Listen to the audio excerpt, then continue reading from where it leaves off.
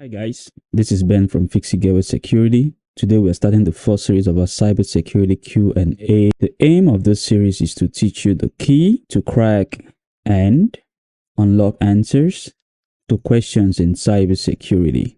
After this series, you'll be able to understand how to break cybersecurity MCQ questions, how to understand these questions, and choosing the right answers that correspond to the questions being asked. In this series, we have outlined 5 steps to break a cybersecurity questions.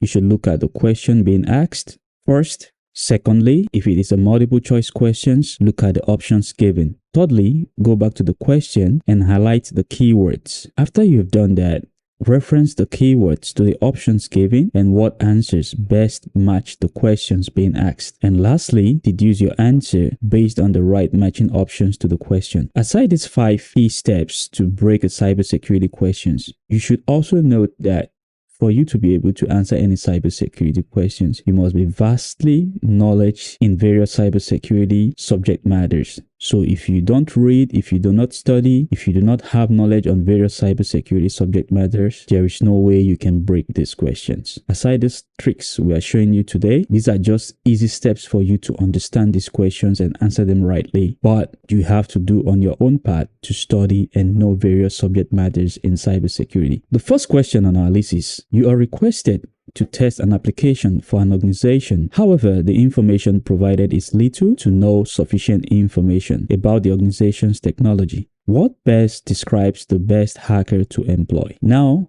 as you can see in this question, we highlighted the keywords here. Is little to no sufficient information, hacker to employ. So basically, this organization wants you to pen test their infrastructure, and you have to choose a hacker that best suits this situation. Now, if you look at this question, you might be confused that, oh, but this has to do with various types of testing. No, what matters most is the keyword here is hacker to employ. Now, we have options A, black hat, option B, white hat, option C, gray hat, D, none of the above, and E, all of the above. To further understand this question, we are defining the various types of hackers. First, the black hat. They are hackers who are known to violate the rules of ethical hacking with sole intent of causing havoc or wreaking damage to a target. A white hat are hackers who are known to be ethical and do not violate the rules of ethical hacking. A white hat is considered a legitimate hacker.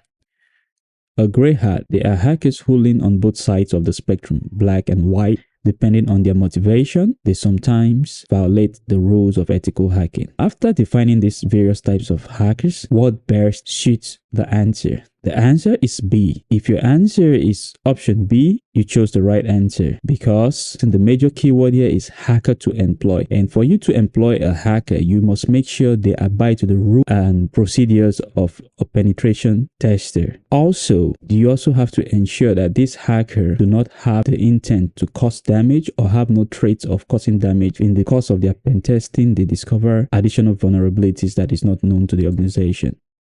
Bonus point, during the testing, if additional bugs are detected, a white hat will notify the appropriate authorities. A black hat will not, and a gray hat might, depending on the motivation. For this question, the answer is option B. Let's move to the next part of the question. Question number 2. An organization you are contracted to pen test has 2 separate infrastructures, A and B, in 2 different cities. The first infrastructure provides all necessary information required for pen testing. However, the second infrastructure provides no information. As a cybersecurity expert, what type of testing would you conduct in these 2 infrastructures? We have various options of black box, white box, and gray box.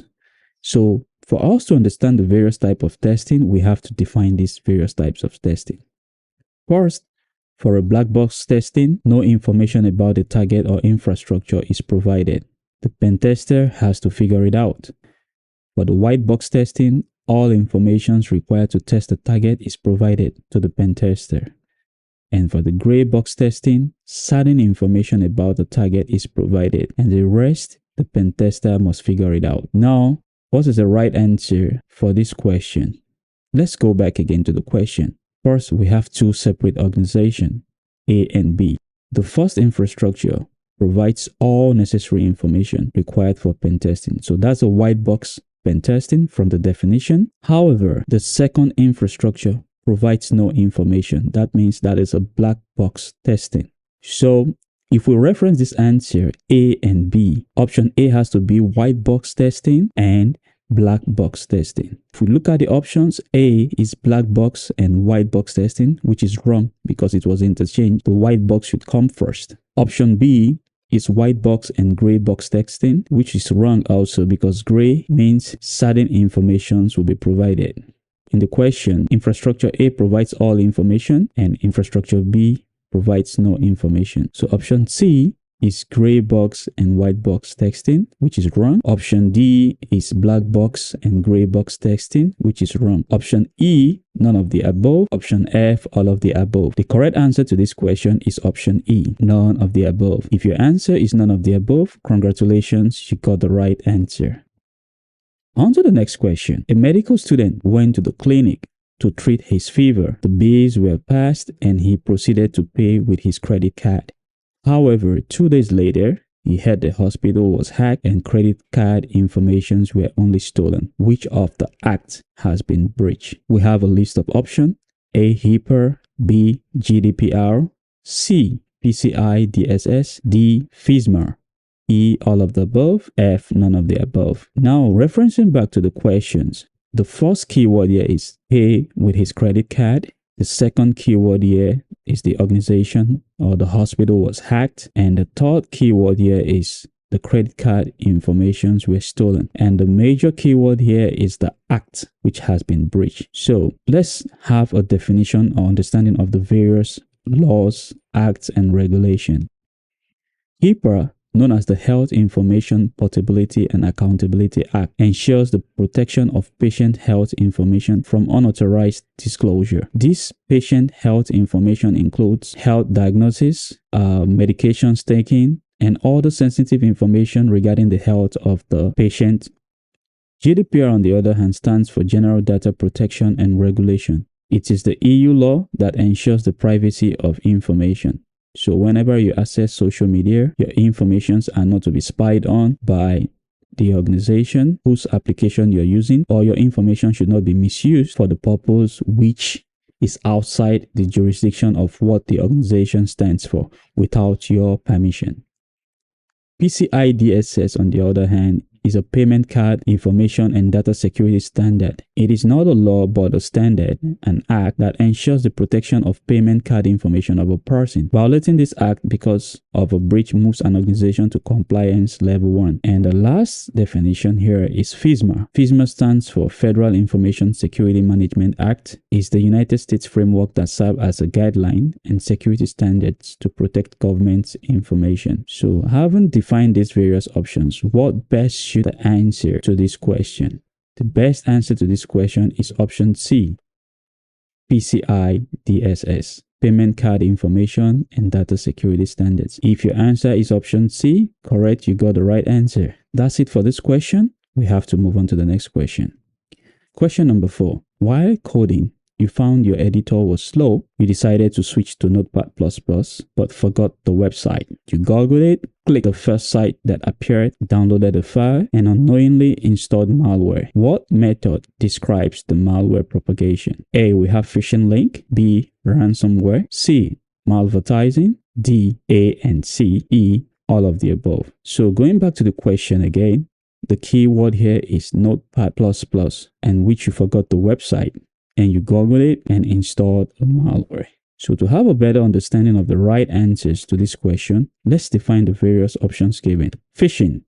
In a phishing link attack, the threat actor tries to steal sensitive information via a malicious link sent to the recipient either by email, SMS, or social media platform.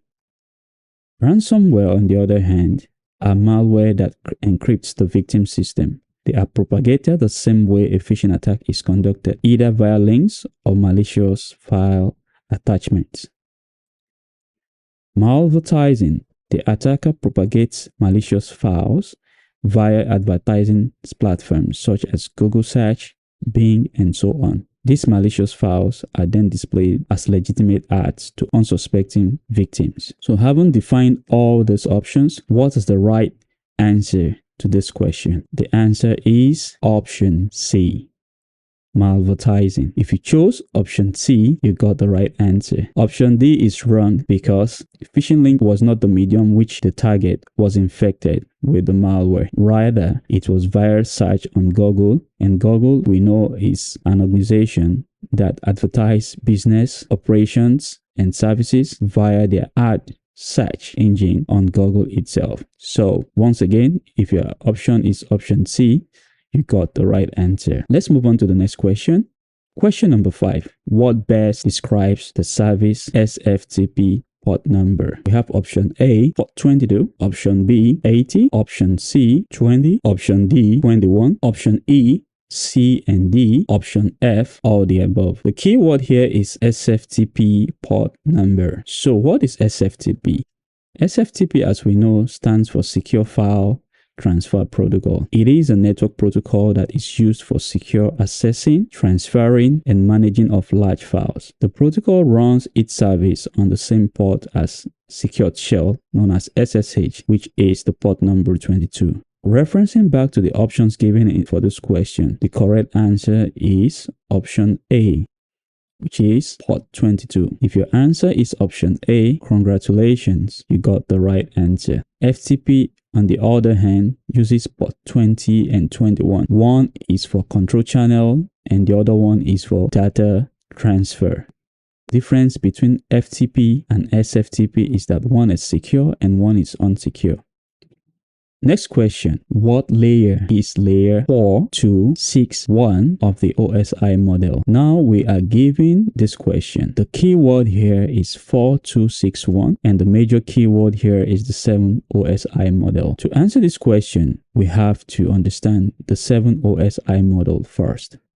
The acronym PDNTSPA is an acronym designated to understand or quickly label the 7 OSI model. The first one is the physical layer, the second one is the data link layer, the third one is the network layer, the fourth is the transport layer, the fifth is the session layer, the sixth is the presentation layer, and the seventh is the application layer. Referencing these options we have just listed out here, back to the question. We're asked for 4261. So 4 stands for transport layer. Is there any option that has a transport layer? Okay, option C and D has transport layer. Next is 2. 2 is the data link layer. Is there any option that has a data link layer after transport layer? Yes, option D has data link layer. Now the 6th is presentation layer. Is there any option that has presentation layer after the data link layer? No, and option 1 is the physical layer. So option D would have been the right answer if the presentation layer comes before the physical layer. However, it was not. So the correct answer for this question is none of the above. Congratulations. If your answer is none of the above, you got the question right. And if it's not, better luck next time. We move on to the next question, which is question number 7. Which cybersecurity framework is responsible for the protection of critical infrastructure? Now, the keyword to this question is cybersecurity framework, and the second or the major keyword is the protection of critical infrastructure. Referencing to the options, we have ISO 23301, we have the SOC 2, we have the NIST framework, and we have all of the above, and we have none of the above. So, to understand the right answer for this question, let's get a glimpse of the various standards or framework definitions. ISO 23301 is a standard that ensures business continuity. It identifies and prioritizes threats that helps an organization to respond and recover in the event of an incident without disruption. SOC 2 ensures the processing and storage of client data in a secure manner by third-party service providers. The NIST framework, instituted by the 44th President of the United States, Barack Obama, to protect and improve critical infrastructures in cybersecurity. Now, referencing these 3 definitions back to the question, we're asked the cybersecurity framework that is responsible for the protection of critical infrastructure. So what option best suit this question? The option that best suit this question is option C, the NIST framework. Congratulations. If your answer is option C, NIST framework, you got the answer right. And if your answer is not option C, better luck next time. NIST, as we know, stands for National Institute of Standard and Technology. Moving on to the 8th question. What network best serves a geographical location in range between 5 kilometers to 45 kilometers range?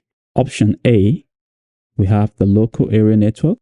Option B, we have the one known as the wide area network.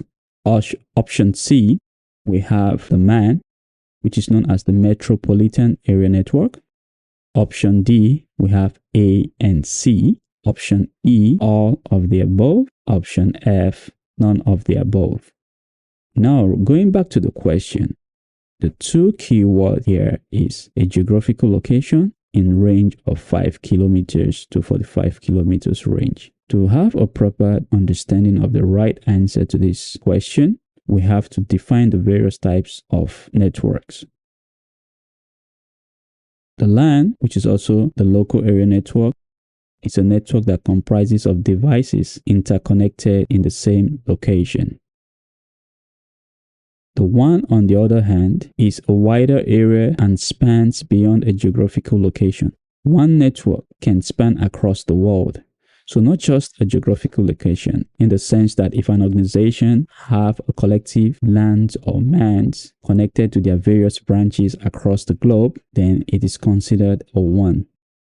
MAN, on the other hand, is a network that spans across cities in the same geographical locations within the range of 5 kilometers to 50 kilometers. Now, going back again to the question, it says a geographical location. So a geographical location also is another word for the same geographical location. And the range is between 5 kilometers to 45 kilometers. And MAN spans between 5 kilometers to 50 kilometers. So the right answer is option C, the Metropolitan Area Network. If your answer is option C, congratulations, you got the right answer. And if your answer is not, congratulations as well. Better luck next time. Question number 9. Which organization is responsible for the publication of web application vulnerabilities? Option A, we have the Linktree attack. Option B, we have the CVE org. Option C, we have the OWASP. Option D, we have the NIST. Option E, C, B, and D. Option F, all of the above. Referencing back to the question again, the keyword here is organization responsible for web application vulnerabilities publications. So to have a proper understanding of the right answer that suits this question, we go through the various definitions of the options. Linktree attack is an organization that publishes globally known adversary tactics, techniques, and procedures based on real-life incidents and situations. CVE org is an organization that identifies, defines, and catalogs publicly disclosed cybersecurity vulnerabilities. OWASP is an organization responsible for producing articles that document tools in the field of IoTs, system softwares, and web application security. NIST-Gov, the National Institute of Standards and Technology, is an agency of the United States Department of Commerce, whose mission is to promote American innovation and industrial competitiveness. So reading through these definitions of the various options, what option fits appropriately to the question? The correct answer is option C, which is the OWASP. Congratulations, if your answer is option C, you got the question right. If your answer is not, congratulations as well. Better luck next time. OWASP stands for Open Web Application Security Project. Next, for the final question of the day. As an accountant to a big financial organization, one day you came to the office and discovered that over 250 million has been wired from the account of the organization, but you do not know how it happened or what mechanism that the account was compromised. Who is the first person to contact? Going back to the question, we have numerous keywords here. First of all, is 250 million has been wired. but you have no idea how it happened or what mechanism that the account was compromised. The major keyword here is, in this incident, who is the first person to contact? I've already given a clue, but the options are vast. We have the red team department, we have the blue team department, we have the malware analyst, we have the first responder, and we have E, B, or D, and we have F, financial auditor. To have a proper understanding of the right answer for this question, let's define the various options. The red team lean towards the offensive security arm of cybersecurity. They break stuff and are considered pen testers. The blue team are considered defenders. They lean on the defensive side of cybersecurity. A malware analyst tries to examine, identify, and understand the nature of cyber threats such as viruses, worms, bots, rootkits, and Trojan horses.